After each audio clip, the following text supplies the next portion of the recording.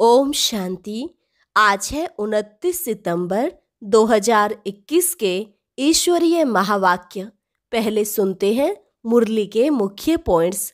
बाबा ने कहा, योग बल से माया रावण पर जीत पाकर तुम्हें जगत जीत बनना है।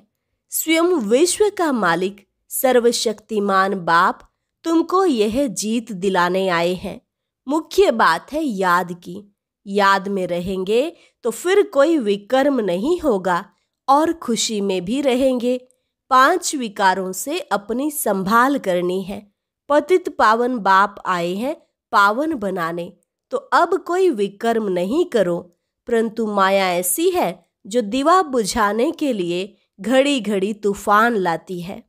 फिर बाबा ने कहा, जब तक कोई बाप को ना जाने वर्षा मिल ना सके। ईश्वर को पाने का रास्ता ईश्वर खुद ही आकर बताते हैं। तुम बच्चे भी उनका पैगाम देने वाले हो। बच्चों को विचार सागर मंथन कर राय निकालनी चाहिए, कैसे सबको बाप का परिचय दें। कल्प पहले जो निमित्त बने होंगे वही अब बनेंगे और दूसरों को बनाते जाएंगे। आगे कहा, आत्मा जो हिंसक बन गई है अब उसको अहिंसक बनना है। किसी पर भी क्रोध नहीं करना। 5 विकार जब दान में दे तब ग्रहण छूटे। और लास्ट में बाबा ने कहा, राम राज्य स्थापन करने के लिए कितनी मेहनत कर रहे हो, लेकिन यह मेहनत तुम अपने लिए ही करते हो। सारा मदार पुरुषार्थ पर है, तो क्यों ना पुरुषार्थ कर उच्च पद पाना चाहिए। बाप कोई मेहनत नहीं देते, तुम सिर्फ याद में रहो तो बाप की दिल पर अर्थात तख्त पर चढ़ जाएंगे। और अब सुनते हैं महावाक्यों को विस्तार से। मुरली का सार। मीठे बच्चे, इस अंतिम जन्म में ग्रस्त व्यवहार में रहते कमल फूल समान पवित्र बनो। एक बाप को याद करो, यही गुप्त मेहनत है। प्रश्न, ज्ञान का तीसरा नेत्र मिलते ही कौन सा कॉन्ट्रास्ट स्पष्ट अनुभव होता है? उत्तर, भक्ति में भगवान को पाने के लिए कितना दर दर भटक रहे थे, कितनी ठोकरें खा रहे थे, अभी हमें वह मिल गया। दूसरा, साथ साथ रहम आता। मनुष्य बेचारे अभी तक भी भटक रहे हैं, रास्ता ढूंढ रहे हैं। बाबा ने हमें भटकने से छुड़ा दिया। हम बाबा के साथ जाने की तैयारी कर रहे हैं। गीत, आज अंधेरे में है इंसान। ओम शांति। एक तरफ भक्त याद कर रहे हैं, दूसरे तरफ में आत्माओं को तीसरा नेत्र मिल चुका है, अर्थात आत्माओं को बाप की पहचान मिल चुकी है। वह कहते हैं, हम भटक रहे हैं, अभी तुम तो नहीं भटकते हो। कितना फर्क है। बाप तुम बच्चों को साथ ले जाने के लिए तैयारी कर रहे हैं। मनुष्य गुरुओं पिछाड़ी, तीर्थ यात्रा, मेले मलाखड़े आदि पिछाड़ी कितना भटक रहे हैं। तुम्हारा भटकना अब छूट गया है। बच्चे जानते हैं, इस भटकने से छुड़ाने के लिए बाप आया हुआ है। जैसे कल्प पहले बाप ने आकर पढ़ाया था, वह राजयोग सिखाया था, हूबहू ऐसे पढ़ा रहे हैं। बच्चे जानते हैं, हम 5 विकारों पर जीत पा रहे हैं। कहा जाता है, माया जीते जगत जीत। माया 5 विकारों रूपी रावण को कहा जाता है। माया दुश्मन ठहरी। माया धन संपत्ति को नहीं कहा जाता। लिखना भी है 5 विकारों रूपी रावण व माया। तो मनुष्य कुछ अर्थ समझे, नहीं तो समझ नहीं सकते हैं। माया जीते जगत जीत। इसमें यादवों और कौरवों व असुरों और देवताओं की कोई बात नहीं। स्थूल लड़ाई आदि होती नहीं है। गाया जाता है, योग बल से माया रावण पर जीत पाने से जगत जीत बनते हैं। तुम बच्चे जानते हो, जगत कहा जाता है विश्व को। विश्व पर जीत पहनाने लिए विश्व का मालिक ही आते हैं, वही सर्वशक्तिमान है। यह तो बच्चों को समझाया गया है। बाप को याद करने से ही पाप भस्म हो जाते हैं। मुख्य बात है याद की। याद करने से तुम्हारे से कोई विकर्म नहीं होगा और खुशी में रहेंगे। बाबा को याद करने से तुम्हारे से कोई विकर्म नहीं होगा और खुशी में भी रहेंगे।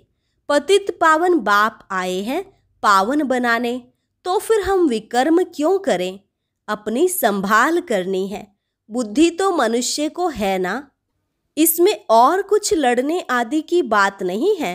सिर्फ 5 विकारों को जीतने लिए बाप को याद करना बहुत सहज है। हाँ, इसमें मेहनत लगती है, टाइम लगता है। माया दीवा बुझाने लिए घड़ी घड़ी तूफान लाती है। बाकी इसमें लड़ाई की कोई बात नहीं है। वहाँ है ही देवताओं का राज्य, असुर कोई होते नहीं। हम हैं ब्राह्मण, ब्रह्मा मुख वंशावली। जो ब्राह्मण कुल के हैं वही अपने को ब्राह्मण समझते हैं। रूहानी बाप हम रूहों को बैठ ज्ञान देते हैं। ज्ञान सागर पतित पावन सदगति दाता एक ही है, वही स्वर्ग स्थापन करने वाला है। तुम बच्चों को तो बहुत खुशी होनी चाहिए। विलायत वालों को भी पता पड़ेगा यह तो वही सिंध वाले ब्रह्मा कुमार कुमारियां हैं जो कहते हैं पैराडाइज श्रीमत पर स्थापन करके दिखाएंगे। आत्मा कहती है ना शरीर द्वारा। आत्मा सुनती है और डायरेक्शन पर चलती है। कल्प कल्प बाप ही आकर युक्ति बतलाते हैं। बाप है गुप्त, किसको भी पता नहीं पड़ता है। कितने ढेर मनुष्यों को समझाते हैं, फिर भी कोटों में कोई ही समझते हैं।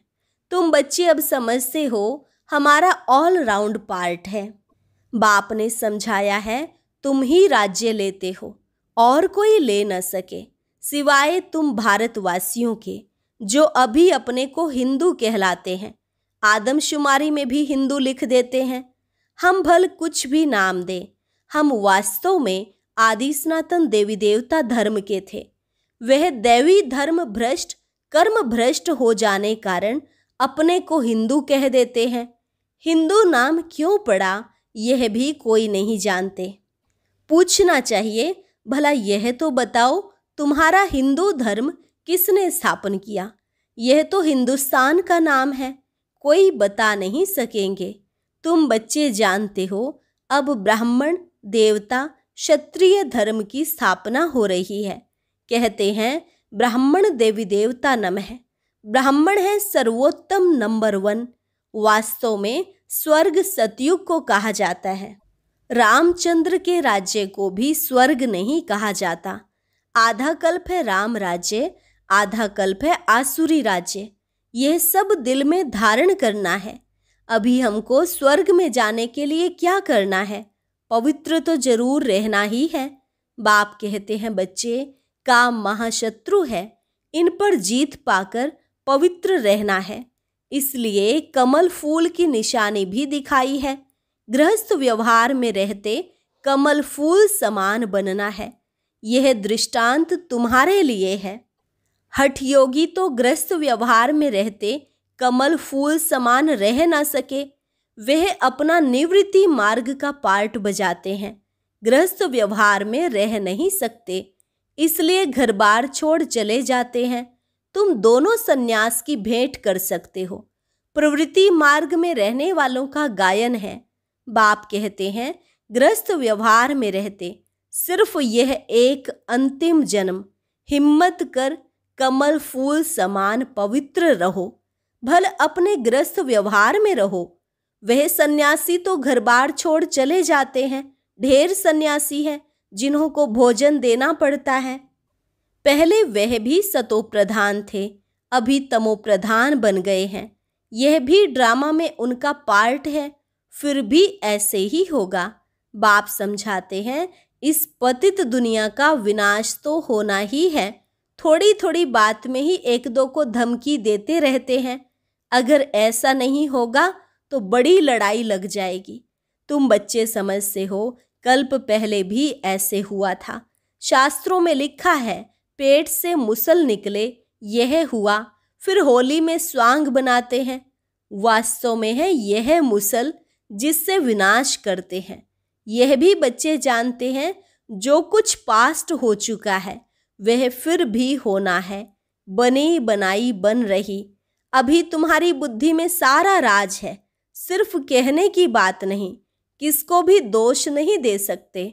ड्रामा में पार्ट है, तुमको सिर्फ बाप का पैगाम सुनाना है। यह ड्रामा तो अनादि अविनाशी है, भावी क्या चीज है वह भी तुम समझ गए हो। यह कलयुग अंत और सतयुग आदि का संगम नामी ग्रामी है। इनको ही पुरुषोत्तम युग कहा जाता है। आजकल बच्चों को पुरुषोत्तम युग पर अच्छी रीति समझा रहे हैं। यह युग है उत्तम पुरुष बनने का। सभी सतो प्रधान उत्तम बन जाएंगे। अभी हैं तमो प्रधान कनिष्ठ। इन अक्षरों को भी तुम समझते हो। कलयुग पूरा हो, सतयुग आएगा, फिर जय जयकार हो जाएगा। कहानी सुनाई जाती है ना, यह है सहजते सहज। झूठी कहानियां तो बहुत हैं, अब बाप खुद बैठ समझाते हैं। भक्ति मार्ग में तुम मेरी महिमा गाते आए हो, अब प्रैक्टिकल में तुमको रास्ता बताता हूँ सुख धाम और शांति धाम का। सदगति को सुख गति, दुर्गति को दुख गति कहेंगे। कलयुग में है दुख, सतयुग में है सुख। समझाने से सब समझेंगे, आगे चल समझते जाएंगे। समय बहुत थोड़ा है और मंजिल बहुत ऊंची है। कॉलेज में जाकर तुम समझाएंगे तो इस नॉलेज को अच्छी रीति समझेंगे। बरोबर यह ड्रामा का चक्र फिरता रहता है, और कोई दुनिया नहीं है। वह समझते हैं ऊपर में कोई दुनिया है, इसलिए सितारों आदि तरफ जाते हैं। वास्तव में वहां कुछ है नहीं। God is one, creation is one. मनुष्य सृष्टि यही है, मनुष्य मनुष्य ही है। सिर्फ देह के अनेक धर्म हैं, कितनी वैरायटी है। सतयुग में एक ही धर्म था, उसको कहा जाता है सुख धाम। कलयुग है दुख धाम। सुख और दुख का खेल है ना। बाप थोड़े ही बच्चों को कब दुख देंगे। बाप तो आकर दुख से लिबरेट करते हैं। जो दुख हरता है वह फिर किसको दुख थोड़े ही देंगे। अभी है रावण राज्य। मनुष्यों में 5 विकार प्रवेश हैं, इसलिए रावण राज्य कहा जाता है। वर्ल्ड की हिस्ट्री ज्योग्राफी का राज अभी तुम बच्चों की बुद्धि में आ गया है। रोज सुनते हो यह बहुत बड़ी पढ़ाई है, तो बाप समझाते हैं अभी बाकी थोड़ा समय है, उसमें बाप से पूरा वर्षा लेना है। धीरे धीरे मनुष्य भी समझेंगे। बरोबर ईश्वर का रास्ता तो यही समझाते हैं। दुनिया में और कोई भी ईश्वर को पाने का रास्ता नहीं बतलाते हैं। ईश्वर का रास्ता ईश्वर ही बताते हैं। तुम तो उनके बच्चे पैगाम देने वाले हो। कल्प पहले भी जो निमित्त बने होंगे वही अब बनेंगे और बनाते जाएंगे। बच्चों को विचार सागर मंथन करना है, राय देनी चाहिए। बाबा हम समझते हैं यह चित्र होने चाहिए, इनसे मनुष्य अच्छा समझ सकते हैं। बाबा कम चित्र इसलिए कहते हैं क्योंकि कई सेंटर्स बहुत छोटे छोटे हैं, 5-7 चित्र भी मुश्किल रख सकते हैं। बाबा कहते हैं घर घर में गीता पाठशाला हो, ऐसे भी बहुत हैं। एक कमरे में ही सब कुछ चलाते हैं। मुख्य चित्र रखे हों तो मनुष्य को समझ मिले आखिरीन भगवान किसको कहा जाता है, उनसे क्या मिलता है। भगवान को बाबा कहा जाता है। बबुलनाथ बाबा नहीं कहेंगे, रुद्र बाबा नहीं कहेंगे, शिव बाबा नामी ग्रामी है। बाबा कहते हैं यह वही कल्प पहले वाला ज्ञान यज्ञ है। बेहद के बाप शिव ने यज्ञ रचा है। ब्राह्मणों की रचना की है ब्रह्मा द्वारा। ब्रह्मा में प्रवेश हो स्थापना की है। यह है ज्ञान राजयोग का। और फिर यज्ञ भी है जिसमें सारी पुरानी दुनिया की आहुति पड़ती है। एक वह ही बाप भी है, टीचर भी है, गुरु भी है, ज्ञान सागर भी है। ऐसा और कोई है नहीं। आजकल यज्ञ रचते हैं तो चारों तरफ शास्त्र रखते हैं, एक आहुति का कुंड भी बनाते हैं। वास्तव में है यह ज्ञान यज्ञ जिससे उन्होंने कॉपी की है। यहाँ कोई स्थूल चीज आदि की तो बात है नहीं। अभी तुम बच्चों को बेहद का बाप मिला है, बेहद का ज्ञान मिला है और कोई यह जानते नहीं। बेहद की आहुति पढ़नी है, यह तुम जानते हो। पुरानी दुनिया खत्म हो जाएगी। वह तो खुशी होती रहती कि राम राज्य स्थापन हो, यह तो बहुत अच्छा है, परंतु वह तो जो स्थापन करेंगे वह अपने लिए ही करेंगे ना। मेहनत सब अपने लिए करेंगे। तुम जानते हो यह महाभारत लड़ाई भी इस यज्ञ से प्रज्वलित हुई है। कहाँ वह हद की बातें, कहाँ यह बेहद की बातें। तुम अपने लिए ही पुरुषार्थ करते हो। जब तक बाप को न जाने वर्षा मिल ना सके। बाप ही आकर आत्माओं को शिक्षा देते हैं। तुम्हारा है सब गुप्त।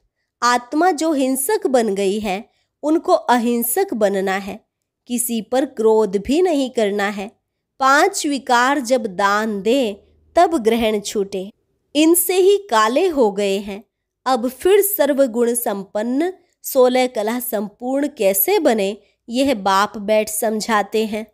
इन लक्ष्मी नारायण को ऐसा किसने बनाया? कोई गुरु मिला? यह तो विश्व के मालिक थे।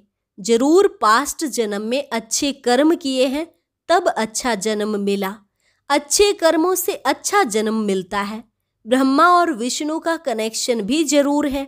ब्रह्मा सो विष्णु 1 सेकंड में मनुष्य से देवता बनते हैं। सेकंड में जीवन मुक्ति इसको कहा जाता है। बाप के बने और जीवन मुक्ति का वर्षा पा लिया। जीवन मुक्त तो राजा प्रजा सब हैं, जो भी आने हैं उनको जीवन मुक्त बनना है। बाप तो समझाते हैं सबको। फिर है पुरुषार्थ करना उच्च पद पाने के लिए। सारा मदार है पुरुषार्थ पर। क्यों ना पुरुषार्थ करते करते हम उच्च पद पाए। बाप को बहुत याद करने से बाप की दिल पर अर्थात तख्त पर चढ़ जाएंगे। बाप कोई मेहनत नहीं देते हैं। अबलाओं से और क्या मेहनत कराएंगे। बाप की याद है भी गुप्त। ज्ञान तो प्रत्यक्ष हो जाता है। कहा जाता है इनका भाषण तो बहुत अच्छा था, परंतु योग में कहाँ तक है। बाप को याद करते हैं। कितना समय याद करते हैं। याद से ही जन्म जन्मांतर के विकर्म विनाश होंगे। यह स्पिरिचुअल नॉलेज कल्प कल्प रूहानी बाप शिव ही आकर देते हैं, और कोई ज्ञान दे नहीं सकते। अच्छा, मीठे मीठे सिकिलधे बच्चों प्रति मात पिता बाप दादा का याद प्यार और गुड मॉर्निंग। रूहानी बाप की रूहानी बच्चों को नमस्ते। रूहानी बच्चों की रूहानी बाप दादा को नमस्ते नमस्ते, गुड मॉर्निंग। धारणा के लिए मुख्य सार। पहली पॉइंट, अविनाशी ड्रामा की राज को बुद्धि में रख किसी को भी दोषी नहीं बनाना है। पुरुषोत्तम बनने का पुरुषार्थ करना है। इस थोड़े समय में बाप से पूरा वर्षा लेना है। डबल अहिंसक बनने के लिए कभी किसी पर क्रोध नहीं करना है। विकारों का दान दे सर्वगुण संपन्न बनने का पुरुषार्थ करना है। वरदान, विश्व परिवर्तन के श्रेष्ठ कार्य में अपनी उंगली देने वाले महान सुनिर्माण भव।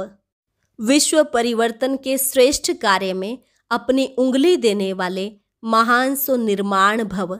जैसे कोई स्थूल चीज बनाते हैं तो उसमें सब चीजें डालते हैं। कोई साधारण मीठा या नमक भी कम हो तो बढ़िया चीज भी खाने योग्य नहीं बन सकती। ऐसे ही विश्व परिवर्तन के इस श्रेष्ठ कार्य के लिए हर एक रत्न की आवश्यकता है। सबकी उंगली चाहिए। सब अपनी अपनी रीति से बहुत बहुत आवश्यक महारथी हैं। इसलिए अपने कार्य की श्रेष्ठता के मूल्य को जानो। सब महान आत्माएं हो, लेकिन जितने महान हो उतने निर्माण भी बनो। स्लोगन, अपनी नेचर को इजी बनाओ तो सब कार्य इजी हो जाएंगे। अपनी नेचर को इजी बनाओ तो सब कार्य इजी हो जाएंगे। अच्छा, और अब यह एक बहुत अच्छी वीडियो भी जरूर देखें।